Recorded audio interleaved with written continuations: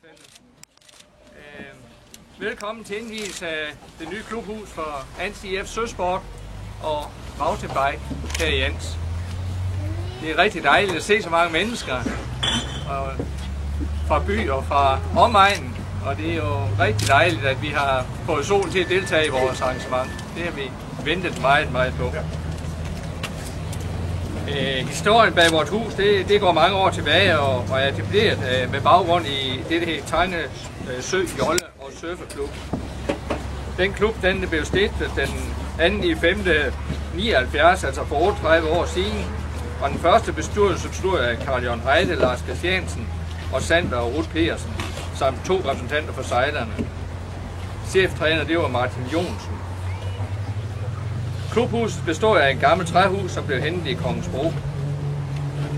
Aktiviteten i 80'erne og omkring Optimist, Jolle og Surfer var meget høj, og den 26. i 9. 92 blev et nyt klubhus bestående af 5 togvogne indviet.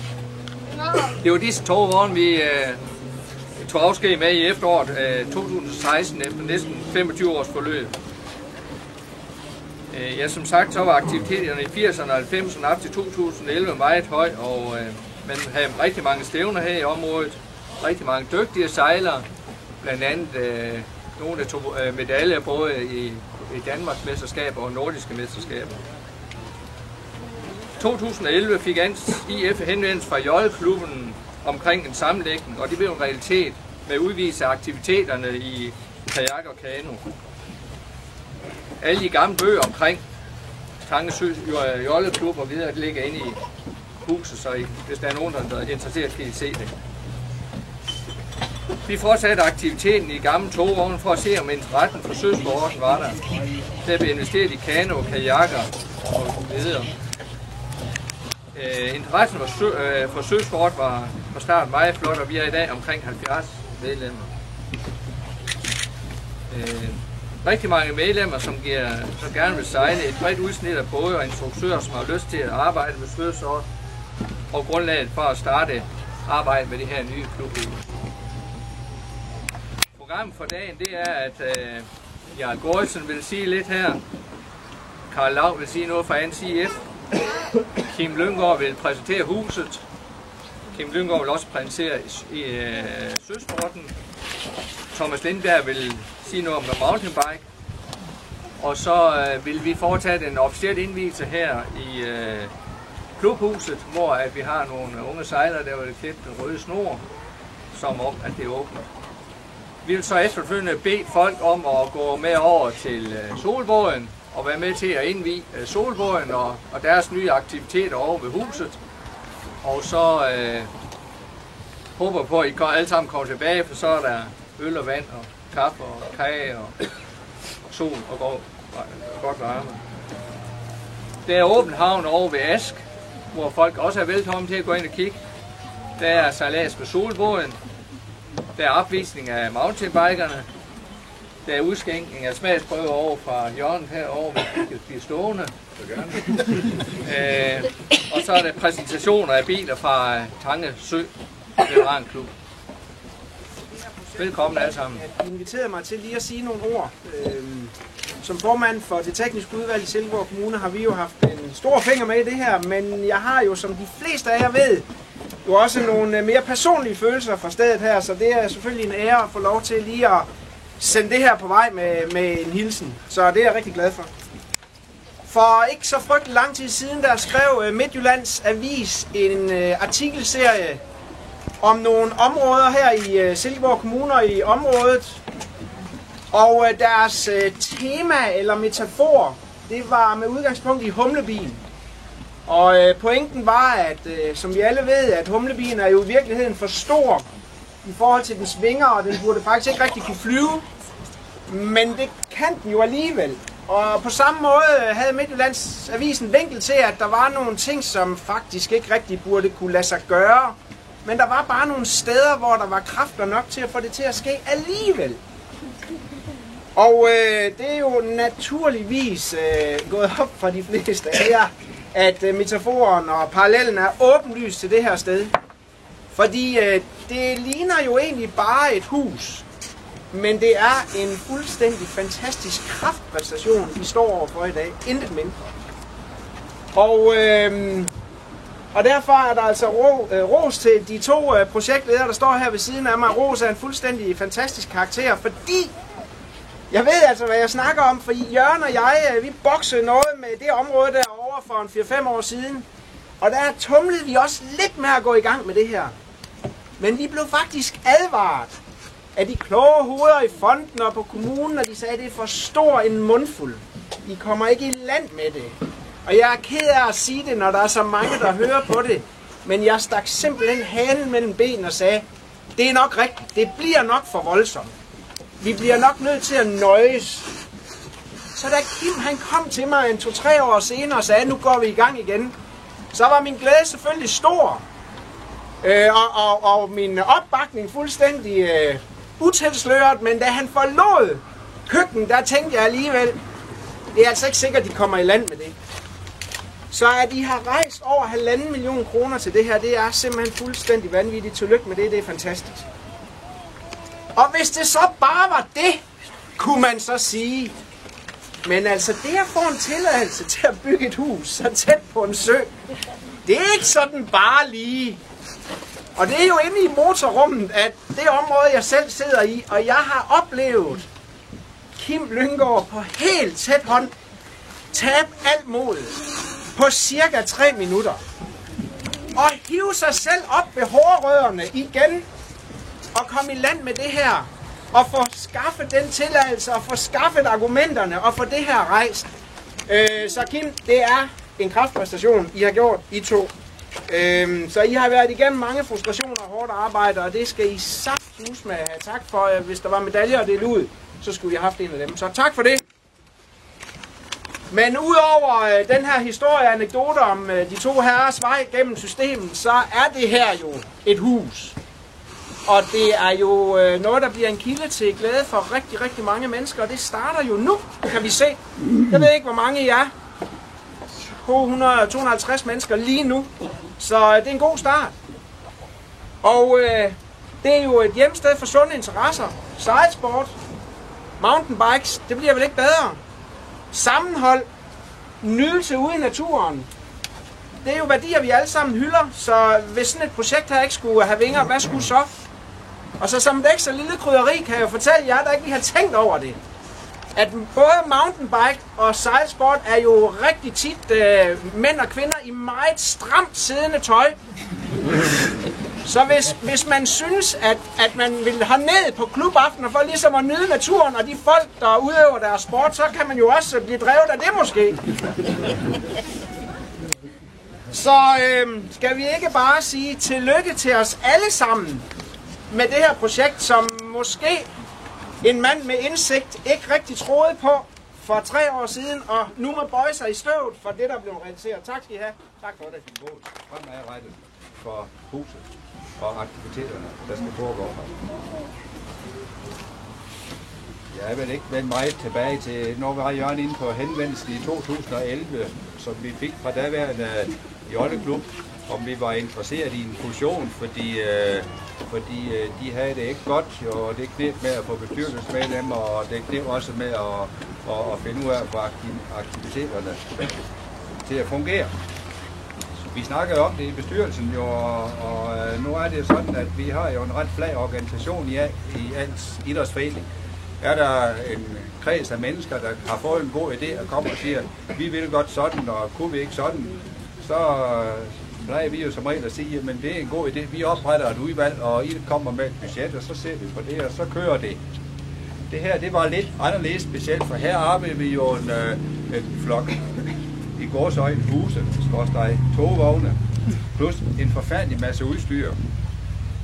Men da det jo var en ren fusion, og det ikke kostede os noget, så blev vi jo enige om, at vi blev da faktisk rigere ved at fusionere med jolleklubben. I og med, at der jo var mange joller, som jo var en hel del værd. Så vi sagde ja, og så viste det sig jo i vores inderkreds, der var der jo nogle mennesker, som var meget interesseret i åbenbart i at få aktiviteterne op og stå hernede. Nu var jeg lidt inde på det, og jeg bliver nødt til at gentage det, for de står her begge to, Jørgen og Kim. De har ydet en fantastisk indsats, og det er også, det blev sagt, imponerende, at I har kunnet skaffe penge sammen. Men nu har jeg jo været så heldig at arbejde tæt sammen med Jørgen i etableringen af ANTIF, og jeg ved, at han er ret påholdende, så det er nok en af grundene. Og jeg må sige også, at jeg er egentlig også lidt stolt over, Kim, at det lykkedes mig at overtale dig til at komme ind i ANTIF. Jeg ved, at du har bebrejdet mig flere gange, jeg ikke fortalt dig, hvor mange arbejdsbyrder det var i det. Men jeg tror du nok, du har selv valgt nogle af dem. Men de gik i gang med planlægningen her, og som Jarl har været inde på, det var en besværlig omgang, men jeg synes, at det er værd at føje til, at i den, alle de drøftelser, I havde med kommunen, der valgte de jo så til sidst at give en tilladelse, og jo også finde 550.000 i bagenden af den tilladelse. Det synes jeg jo ikke er så ringe, så det kan godt ske, at du har været lidt ned nogle gange, Kim, men det var nok ulejligheden værd. Samtidig besluttede vi også i ANTIF at bidrage med 350.000, således at der altid var et grundlag for at gå ud og søge diverse fonder. Og det lykkedes jeg jo også. Og det lykkedes jeg jo også med jeres charme at få en forfærdelig masse sponsorer, private sponsorer her på egnen. Og det synes jeg også, at vi i ANTIF skylder alle en stor tak for. Vi har nu et flot hus, der står ANTIF, Søsport og MTB både på gavlen og ud mod vejen. Og jeg er da sikker på, at de tusindvis af biler, der kører herude på vejen, hver eneste dag, tænker, det var da fantastisk, de kan det i Ans. Så kom jeg til at tænke på, der er en bog, der hedder Ans gennem tiderne, og den er der mange, der har skrevet i her på egnen. Blandt andet Werner Gortsen, nu ser han lige der. Og han har nævnt, at i 1955, hvor ham og Alvy var på vej på scooter nordfra for at skulle til Gern, og kom ned gennem Tange Hule, så kom der en tordenskrald, og så syntes de måtte hellere gå i lag under et træ. Det var nok ikke det, der var mest sikkert, men det valgte man. Hvor du så siger til alle, her kunne jeg godt tænke mig at slå mig ned. Så ikke mere om det. Men hvis vi kunne håbe på, at bare nogen af de tusindvis af biler, der passerer herude, lægger mærke til, at der sker noget i Ans, og at det var åbenbart et godt sted at slå sig ned, skulle vi overveje det, så bliver noget ret. Jeg vil slutte med også på ANTIF's vegne og sige tillykke til Søsportsudvalg og til mountainbike-udvalg, og håber, at I kan bruge de rammer, I nu har fået fornuftigt, og at det vil videre med mennesker hernede til diverse klubaftener. Så står jeg nok og tænker, hvor ved hvad han nu har med at gave. Det har vi også drøftet, men vi kunne ikke lige finde på noget, vi synes, der var højaktuelt, og give jer og bruge penge på noget, og give jer noget, som I alligevel ikke rigtig kunne bruge. Det synes vi vil lade være med.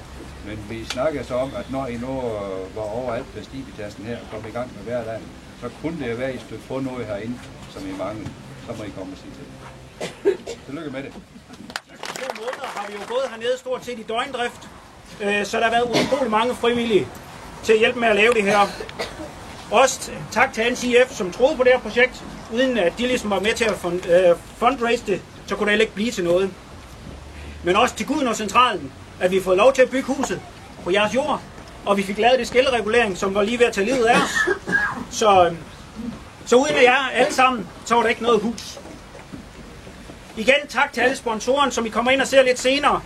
Listen er 57 sponsorer. Det er jo helt fantastisk.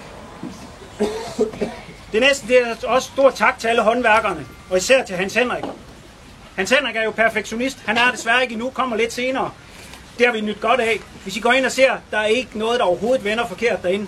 Alle små detaljer er bare lavet til UG. Hans Henrik vil nok også bagefter sige, jamen hold da op, der kom godt nok mange spørgsmål fra Kim, og mange idéer og justeringer undervejs. Men det er jo fedt at se huset.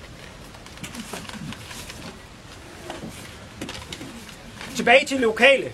Det er faktisk lidt utroligt. Vi står med, at vi har fået 230.000 af lokale sponsorer. Det er jo rigtig flot. Derudover, så alt det hjælp, vi har fået af de lokale, har jeg gjort op til, at det har en værdi af 175.000.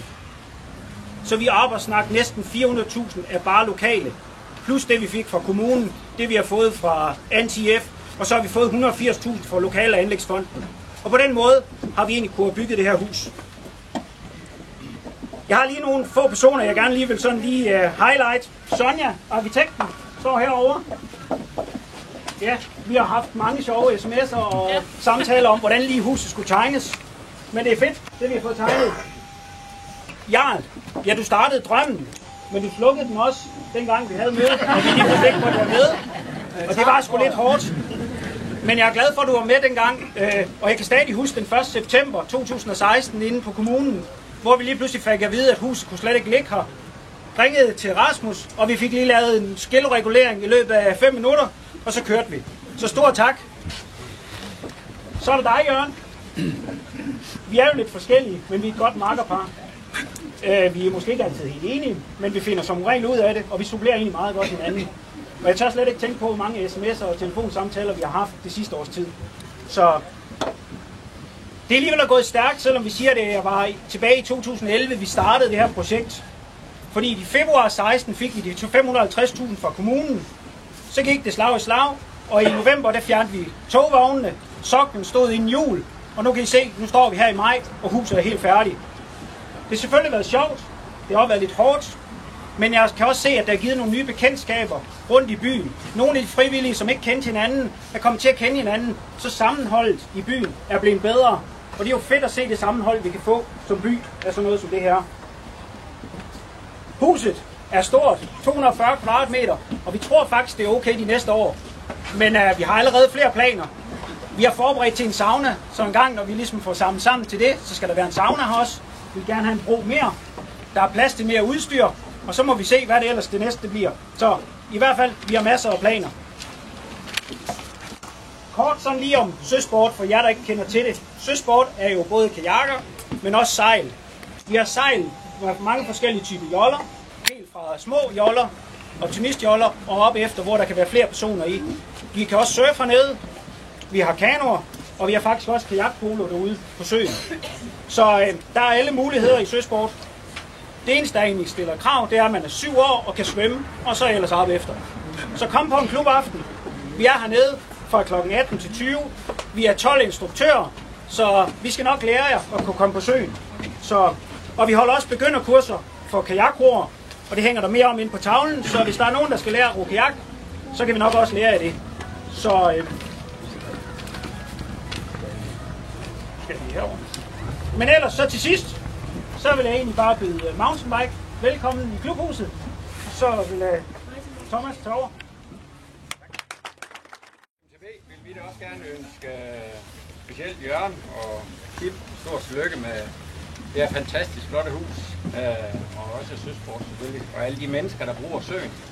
Det bliver jo en base, det her. Det bliver jo et sted, hvor alle mennesker vil elske at komme, sætte sig ned og få en tur og drikke en kop kaffe.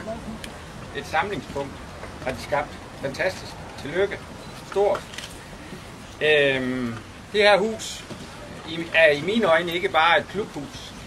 Det er en forskønnelse af hele Ans. Når man kommer fra Aarhus, eller man kommer fra Viborg, og man bor i Ans eller i området, så banker mit hjerte lige en tak ekstra, når man ser det her fantastisk flotte hus i forhold til, hvad der var før. Og når man også har været med i skurvognene som knægt og sejlet jolle, så er det stort at se, at der er nogen, der har kæmpet brav for at få det her til at lykkes. Tillykke.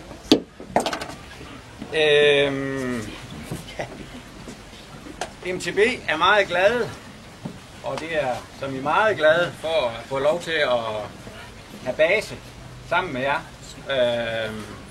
Vi fylder ikke så meget.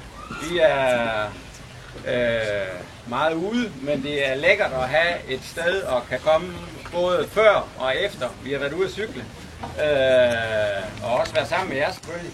Men vaske lidt cykler og snak og starte vores træningsaftener og mødes efter en god cykeltur. Så det er stort, at vi har fået lov til at komme med i jeres gøren og laden. Tak for det.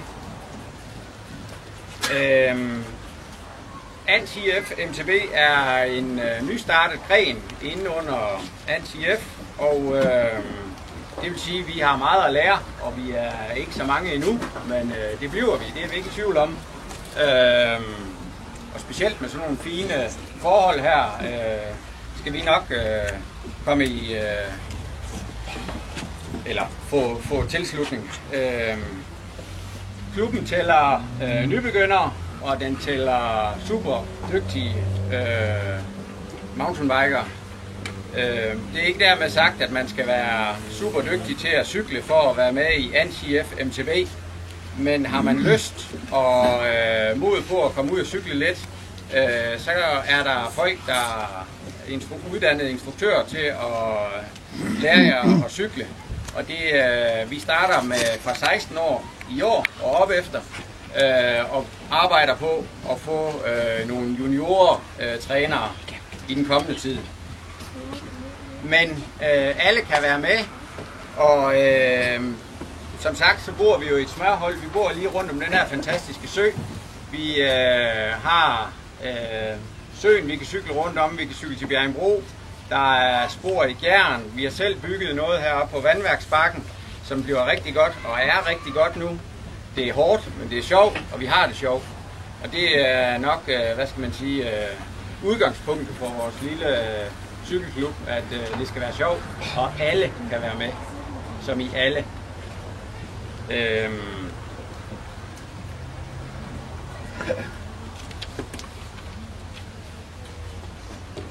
I dag er MTB repræsenteret herovre på vores lille teknikbane, hvor vi vil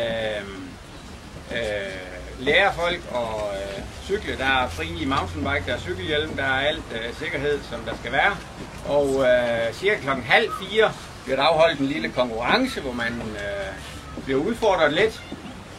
René og Jesper og Anders vil stå derovre og hjælpe. Og der er selvfølgelig også en dejlig gevinst til ham, som er bedst til denne her lille udfordring. Så trop op derovre klokken 3:30. Og ellers, så er det jo ikke bare klokken 3:30. Det er hver tirsdag aften. Lige nu kører vi klokken 18:30, hvor vi starter med en cykeltur. Og det er alle, der kan være med. Vi cykler bred grus, hvis det er det, der skal til. Og ellers er der nogen, der er mere erfaren, jamen, så finder vi også et spor, en rute, hvor vi kan få pulsen helt deroppe, hvor det ikke er sjovt længere. Så kom og vær med. Det er skideskægt. Så det er bare et spørgsmål om at hoppe på cyklen.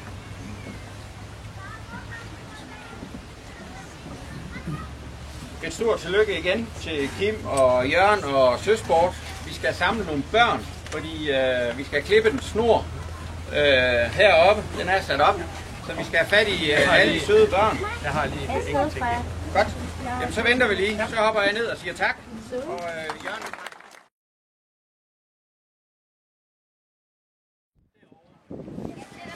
Når vi så får folk ud på bro, så skal vi gerne vide noget positivt om Drenges Sø. Så skal vi have noget touchskærme, de kan trykke ind på. Det var ikke bare noget, vi lige bestilte, fordi det koster også penge. Så det projekt her, broer og touchskærme, koster 700.000 kroner plus moms. Men det er vi sponsorer, der hjælper os med at betale de penge. Og disse navne på sponsorerne er skrevet på en basic-skilt, der står på hver eneste bro, der går forbi. Så tag lige og send sponsorerne en venlig hilsen, for at vi kan få lavet de her ting. Det er kun forløber til den helt store båd. Vi skal jo have en stor båd på Tangesø op til 40 personer. Det kan tage en tursalas, salas, hvis man skal have støllebrøllup eller træde vores fødselsdag. Det båd koster mange penge. Der er mystiske kanaler, måske lidt lokal indflydelse. Så kom der 1,5 million kroner på finansloven til bæredygtig salat i Tangesø. Tak for det, Christian. Så var det ikke nogen nemhed længere, vel? Vi er også godt i gang med at snakke med kommunerne. Det er Silkeborg og det er Viborg Kommune. De er positive, og vi skal nok få overbevist dem om nogle penge. Og så går vi via professionelle fundraiser til at skaffe de sidste penge. Så hvis alt der vel går vel, så har vi til efteråret penge nok til at kunne bestille en båd, hvis vi kan bygge det i vinter, og så bliver søsat til sommer. Men kun hvis vi har penge nok, og så går der almindelig drift i gang til næste år. Men alt det er en drøm, Men som Walt Disney sagde, if you can dream it, you can do it. Og det gør vi så herude ved at trykke på en knap. Værsgo, Rasmus.